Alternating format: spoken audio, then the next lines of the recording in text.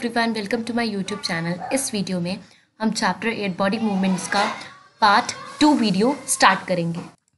And now अभी हमें activity 4 से शुरू करना है। Take a deep breath and hold it for a little while. Feel your chest bone and the back bone by gently pressing the middle of the chest and back at the same time. ठीक है, आपको क्या करना है, एक लंबी सांस लेनी है और थोड़ी देर उसको जो है होल्ड करके रखना है, थोड़ी देर, बस थोड़ी देर। फील योर चेस्ट बोन, अपनी चेस्ट बोन को फील करना है और अपनी बैक बोन को फील करना। By gently pressing the middle of the chest, अपने चेस्ट के बीच में, ठीक है, आपको एक बोन सी फील होगी और उसी टाइम आप अपनी रिब्स काउंट करके देखना है एक बार, ठीक है, मतलब चेस्ट की बोन्स। सो यहाँ पर होता है ऐसा हमारा रिबकेज का स्ट्रक्चर। अगर जब आप बीच में टच करोगे तो आपको बहुत हार्ड सा स्ट्रक्चर फील होगा, वो है ये। सबसे पहली बात तो ये रिबकेज होता क्यों, रिबकेज ये क्यों, ये स्कल क्यों होता है, ये सब इसलिए होता है क्योंकि हमारे बहुत जो इंपॉर्टेंट बॉडी ऑर्गन्स है, ये जो रिबकेज है, इसी के अंदर होता है हमारा हार्ट, इसी के अंदर होते हैं हमारे लंग्स, जो हमारा स्कल वाला हिस्सा होता है, जो हमारी ब्रेन की हड्डी होती है, स्कल, खोपड़ी बोलते हैं जिसको, उसके अंदर हमारा ब्रेन प्रेजेंट होता है। हमारा इन सब चीज़ों को बचाना बहुत ज़रूरी है। जब आप गिरते हो ज़मीन पे या रोड पे कभी गिर जाते हो, ठीक है, जब आप चेस्ट के सहारे गिरते हो तो आपके हार्ट को चोट पहुंच सकती है, ठीक है, विच लीड टू डेथ। इसलिए यहाँ पर ये फ्रेमवर्क होता है बोन्स का, जो कि आपको प्रोटेक्ट करता है। समझ आ गया कि बोन्स क्यों इंपॉर्टेंट होती है। बोन्स का एक ये इंपॉर्टेंट फंक्शन है। ओके, सो अब यहाँ पर है ऑब्जर्व द फिगर 8.10 को बहुत ध्यान से देखना and compare with what you feel, और इसको कंपेयर करना, ठीक है, जब आपने टच किया था। So they join the chest bone and the back bone together to form the box. अब यहाँ पर आप देखोगे कि ये क्या करते हैं, दे जॉइन द चेस्ट बोन, ये चेस्ट बोन को ज्वाइन करते हैं एंड बैक बोन को ज्वाइन करते हैं और फिर रिबकेज बना लेते हैं। ओके, अब जैसे यहाँ पर मैं ये बताना चाहती हूँ, ये होती है एक आगे की बोन एंड यहाँ पर रिब जाकर पीछे से आपकी बैक बोन को अटैच हो जाती है, पीछे से जाएगी, यही वाला स्ट्रक्चर बना रही है, पीछे से जाएगी एंड आपके बैक बोन को टच हो जाएगी। आगे यहाँ पर मोटी बोन के साथ कनेक्ट है, पीछे जाकर बैक बोन के साथ हो जाएगी।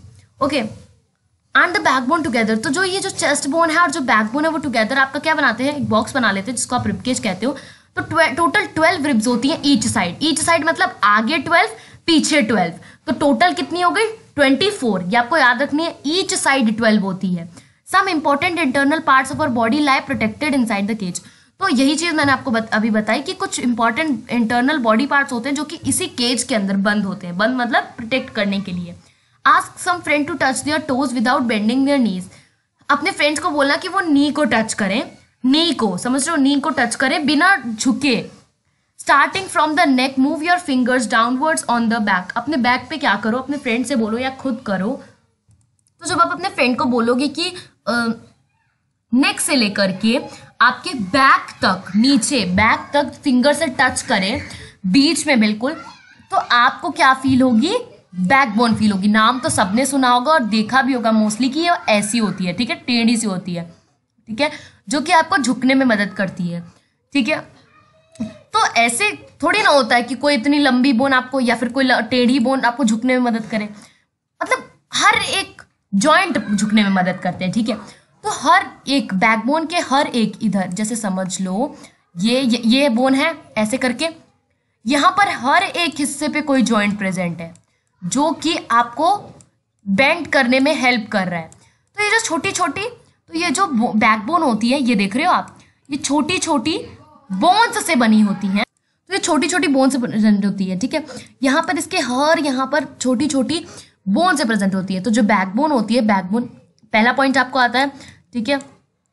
सेकेंड पॉइंट ये है कि it is made up of many small bones.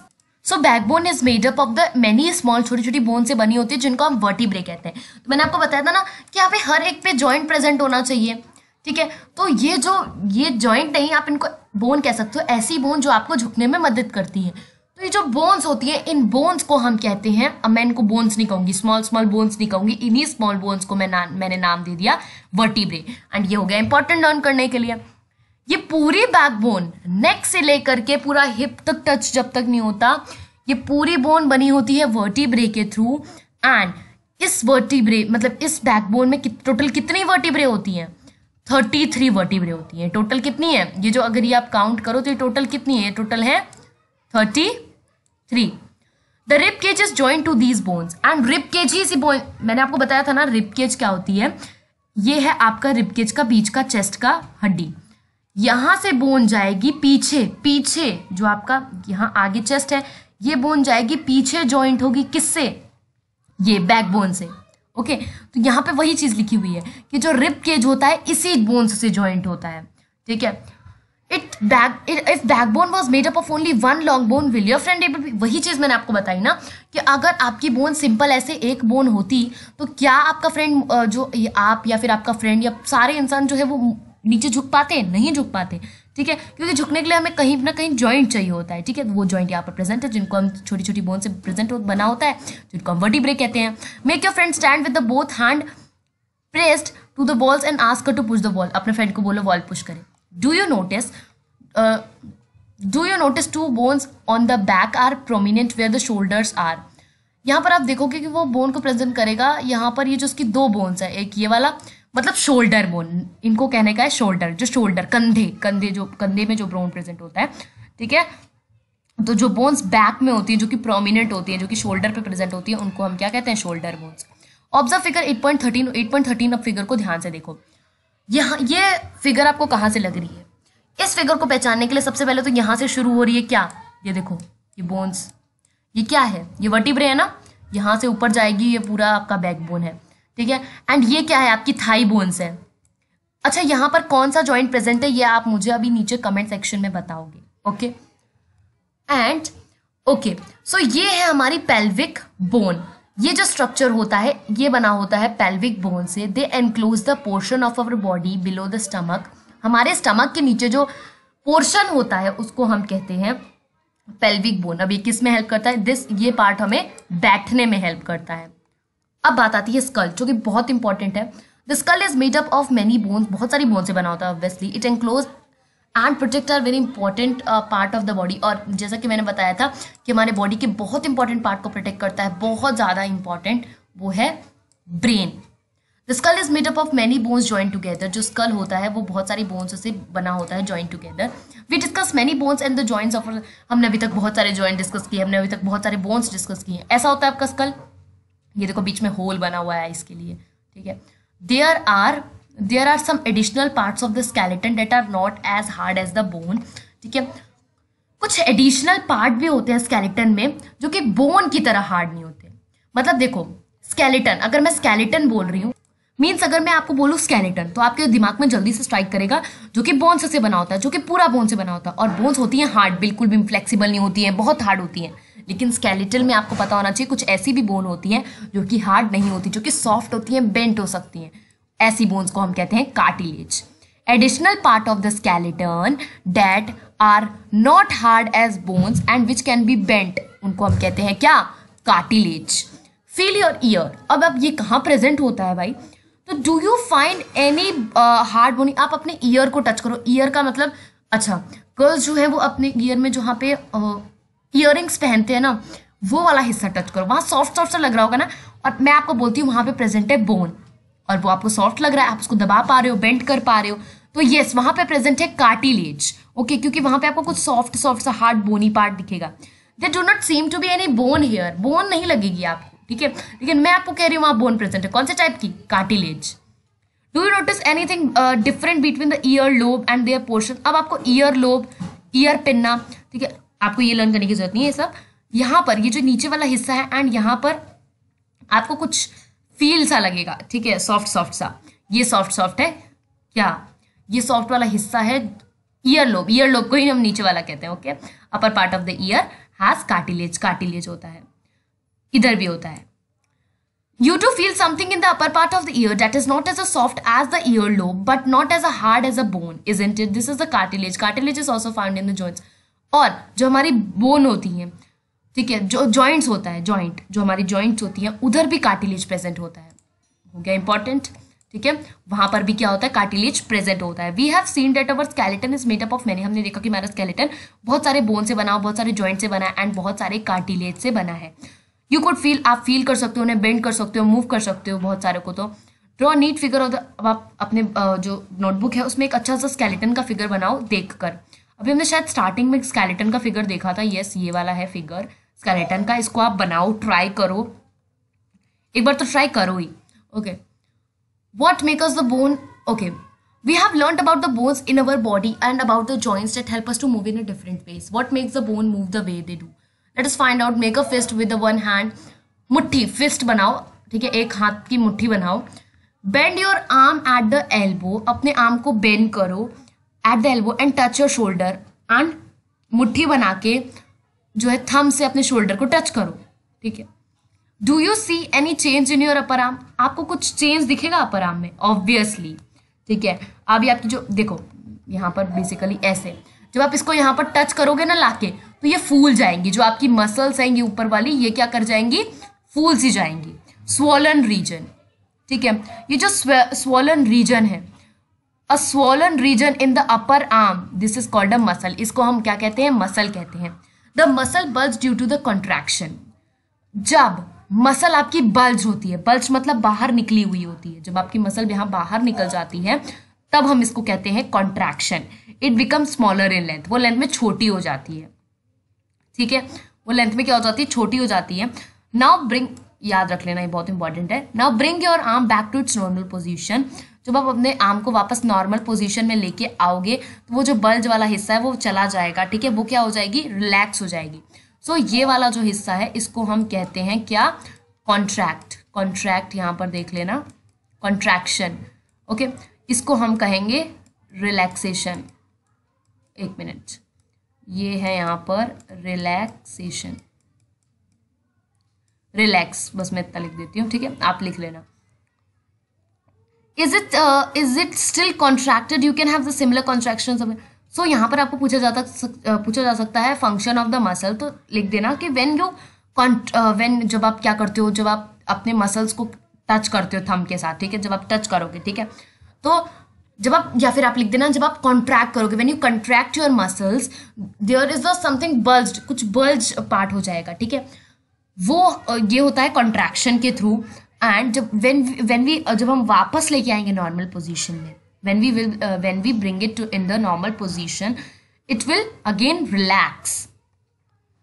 When contracted the muscle becomes shorter, stiffer and thicker. बहुत इंपॉर्टेंट है, ये साथ में लिख देना फंक्शन में कि जब आप क्या करते हो, मसल्स को कॉन्ट्रैक्ट करते हो तो आपकी मसल शॉर्टर हो जाती है, स्टिफर हो जाती है, थिकर हो जाती है. थिकर मोटी तो यहाँ से हो जाती है, यहाँ से तो मोटी हो जाती है, यहाँ से स्मॉलर हो जाती है, यहाँ से स्मॉलर हो जाती है, यहाँ से मोटी हो जाती है, एंड स्टिफर हो जाती है, थोड़ी सी हार्ड हो जाती है ऊपर वाला हिस्सा, ठीक है. इट पुल्स द बोन, वो बोन को खींच लेती है. मसल्स जो होती है वो पेयर्स में काम करती है. When one of them contract the bone is pulled in the direction.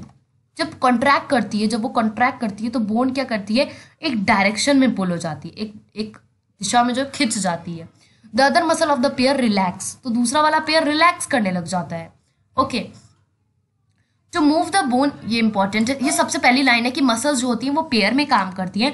जब एक उसमें से कॉन्ट्रैक्ट करता है तो बोन क्या होती है? एक डायरेक्शन में जो है पुल हो जाती है. And the other muscle of the pair, और जो दूसरी मसल है वो रिलैक्स हो जाती है, ठीक है. टू मूव, रिलैक्स का मतलब मैंने आपको बताया जब आप नॉर्मल पोजीशन में लेके आओगे. To move the bone in the opposite direction the relaxed muscles contact. तो जब आप बोन को अपोजिट डायरेक्शन में मूव करोगे तो जो रिलैक्स्ड मसल है contract to pull the bone towards its original position while the first relax. और जो पहली है वो रिलैक्स करेगी. Muscle can only pull, muscle सिर्फ पुल कर सकती है, पुश नहीं कर सकती है. Then the two muscle have to work together to move a bone. तो मसल्स को साथ में काम करना पड़ता है बोन को मूव करने के लिए. Our muscles and bone always required for a movement? क्या हमेशा मसल और बोन जो है मूवमेंट के लिए रिक्वायर होते हैं? How do other animals move? दूसरे एनिमल्स कैसे मूव करते हैं? Do all animals have the bones? क्या सारे एनिमल्स में जो है वो बोन्स होते हैं? What about an earthworm, snail, इन सब के बारे में क्या हुआ? तो गेट ऑफ एनिमल्स. अब हम एनिमल्स के बारे में नेक्स्ट वीडियो से ऑब्वियसली शुरू करेंगे. यहाँ पे आपको समझ आ गया कि मसल्स जो है वो पेयर में काम करती हैं. जब एक बोन, यहाँ पर देखो मैं आपको एक बार जो है वो समझा देती हूँ. व्हेन कॉन्ट्रैक्टेड, जब कॉन्ट्रैक्ट हो रखा होता है तो मसल शॉर्टर, स्टिफर, थिकर हो जाती है, वो बोन को खींच लेती है. जब आप अपने हैंड को इस राइट एंगल पोजीशन में रखते हो तो क्या करती है? आपकी बोन, जो आपकी मसल होती है, वो इसको खींच लेती है. यहाँ पर देखो, जब इस बोन को आपको खींच लेगी तो यहाँ पर ऊपर फुला हुआ जाएगा, ये यहाँ पे बोल रखा है. और जो the other muscles of the pair relax, और नीचे वाला रिलैक्स करेगा. मतलब ये है कहने का, यहाँ पर बोला है कि जब आप मसल्स को राइट एंगल पर रखते हो आपको यहाँ पर दिख रहा होगा ये बोन है। बोन का एक है ये नीचे वाला हिस्सा, एक है ये ऊपर वाला हिस्सा। ये जो दो दिख रहे हैं ना आपको, ये ऐसे करके बना हुआ है, ऐसे करके, और एक नीचे करके ऐसे बना हुआ है। तो जब मसल्स कॉन्ट्रैक्ट होती हैं, जब मसल्स कॉन्ट्रैक्ट करते हो, जब आप उनको 90 डिग्री पर रखते हो, राइट एंगल पर रखते हो, तो मसल्स क्या करती हैं, ये जो मसल है ये खिंच जाती है। मसल हमेशा पुल कर सकती है, कभी भी पुश नहीं कर सकती। तो ये मसल खींच लेगी, और जब खींच लेगी तो यहाँ पर आप देखो कि यहाँ पर आप ये देखो, ये ऊपर वाली मसल मोटी हो गई है। ये जो ऊपर वाली, इस लाइन के ऊपर देखना, ये वाली, ये जो है ये मोटी हो चुकी है। ओके, ये फूल सी चुकी है। तो यहाँ पे वही चीज बोली जा रही है कि मसल्स पेयर में काम करती है। जब एक कॉन्ट्रैक्ट करती है तो बोन क्या करती है, पुल इन द डायरेक्शन। बोन एक डायरेक्शन में पुल होती है। The other muscle of the pair relax. ये जो अदर पेयर, ये नीचे वाला जो हिस्सा है ये रिलैक्स करने लग जाता है। ये क्या होता है, खिंच जाता है। ये वाला हिस्सा क्या करेगा, रिलैक्स करेगा, ऊपर वाला खिंच जाएगा। मतलब ये पेयर में काम कर रही है, देख रहे हो आप, पेयर में। Okay, to move the bone in the opposite direction the relaxed muscles. अब क्या करें, वहीं आप अपोजिट डायरेक्शन में करो, मतलब वहीं पे आप मसल्स को रिलैक्स्ड करो। Contract to pull the towards its original position while the first relax. अब क्या होगा, जब आप इसको सीधा लेके आओगे तो ये जो यहाँ, अब देखो ये नीचे वाला फुल गया है, नीचे वाला फुला है, यहाँ पे ऊपर वाला फुला है, यहाँ पे नीचे। तो जब आप मसल को सीधा करोगे तो ये जो नीचे ये बोन है, आप समझ लो दो हिस्सा हो गया है, ठीक है। और ये दोनों साथ में काम कर रही है। जब सीधा करोगे तो ऊपर वाला शांत हो जाएगा, ऊपर वाला क्या हो जाएगा, रिलैक्स हो जाएगा, नीचे वाला कॉन्ट्रैक्ट हो जाएगा, नीचे वाला बल्ज हो जाएगा, ठीक है। तो यहाँ से लेकर के पूरा आपको यहाँ तक अच्छे से माइंड में बिठा लेना है, इसके स्मॉल स्मॉल पॉइंट्स बना लेना। Obviously I will provide it in the notes also, do all the animals. And अगर आपको नोट्स चाहिए तो आप कमेंट सेक्शन में ज़रूर बताओ। ओके, अब यहाँ पर जो गेट ऑफ एनिमल्स है, इसको ऑब्वियसली हम जो है नेक्स्ट वीडियो से शुरू करेंगे, लेकिन हम यहाँ पर अर्थवॉर्म के बारे में जो है वो पढ़ लेते हैं। Observe an earthworm moving on the soil in a garden. आप गार्डन में देखते होगे वो कैसे चलता है, ठीक है। जेंटली लिफ्ट इट और प्लेस इट ऑन। आप एक फिल्टर पेपर पे रखो, किसी भी चीज़ पर आप उसको रख दो ताकि आप उसको अच्छे से देख पाओ। Then place it on the smooth glass plate, और फिर आप ग्लास प्लेट में रख दो, स्लिपरी सरफेस पर रखना, ठीक है, मतलब जैसे चिकना surface. Observe it's movement now. अब उसकी मूवमेंट देखना, क्या वो पेपर से डिफरेंट है, मतलब एक बार पेपर में रख के देखना और उसकी मूवमेंट देखना, फिर एक बार आप किस पर रख के देखना, कोई स्मूथ सरफेस पर रख के देखना। The body of the earthworm is made up of an ring. जब आप ध्यान से देखोगे, अगर आप इस फिगर में बहुत ध्यान से भी देखो तो बॉडी, जो अर्थवॉर्म की बॉडी होती है वो रिंग्स से बनी होती है, ठीक है। The body of an earthworm is made up of the rings. So जो अर्थवॉर्म की बॉडी होती है वो बनी होती है रिंग से, और ये रिंग्स होती है आपस में जॉइंट।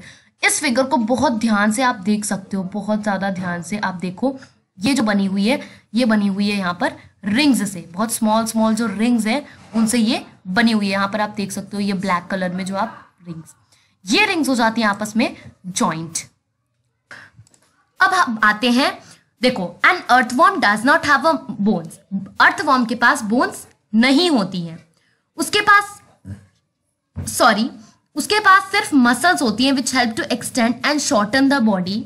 जो कि मसल्स क्या करती हैं, रिलैक्स करती है, कॉन्ट्रैक्ट करती है। सेम यही होता है किसके साथ, सेम चीज यही होती है अर्थवॉर्म के साथ। उसकी जो बोन्स होती हैं कॉन्ट्रैक्ट करेंगी, रिलैक्स करेंगी।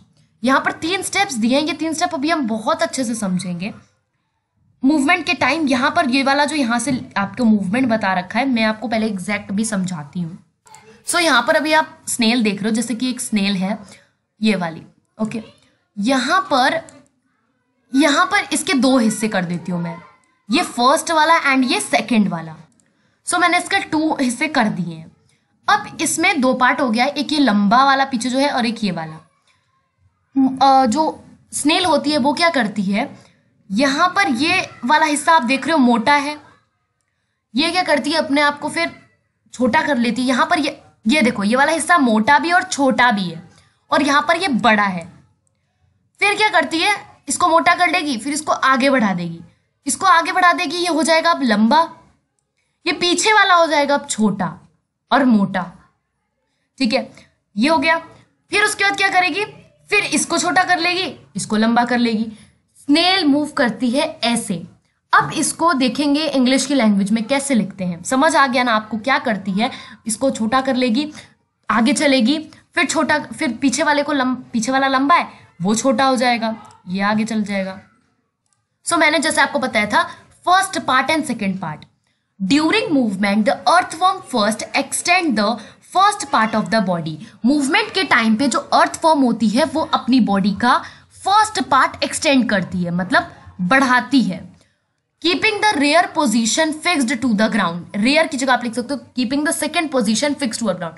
दूसरा वाला हिस्सा उसका ग्राउंड पर होता है, जो आगे वाला हिस्सा होता है वो उसको एक्सटेंड करती है। मूवमेंट के टाइम पे जो अर्थवर्म होती है first extend the front part of the body, अपने बॉडी का फ्रंट पार्ट, फ्रंट वाला हिस्सा जो है उसको मूव करती है दूसरे वाले को ग्राउंड पर टच करके रखे हुए।